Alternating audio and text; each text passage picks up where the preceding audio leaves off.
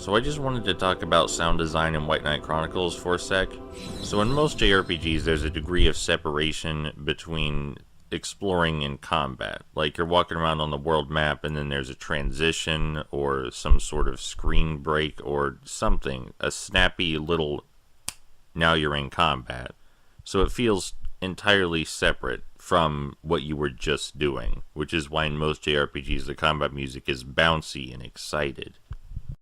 But in a game like White Knight Chronicles, the music has to be more dynamic, because most of the time the only difference between whether you're in combat or you aren't is whether you decide to physically draw your sword with the X button. So the music is a lot more muted, but it still gets across the right ideas while being able to fade in and out easily. So like you engage combat, and there's a warlike drum beat and some soft horns, but it's not too obtrusive or noisy.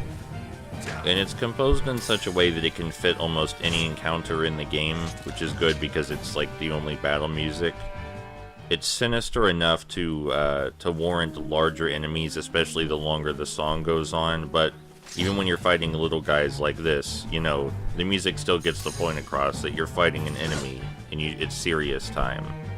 It's a gentle shift in mood that easily turns on or off, just like the combat easily turns on or off. Which is good because the music needs to be dynamic in a JRPG where you're wandering around the open world like this. The music needs to be able to fade into the background while still creating an emotion. So, like, you don't want to cause a whiplash, but you still want to create feelings that the player's in danger and that they need to focus. And I think White Knight Chronicles is very good at doing that.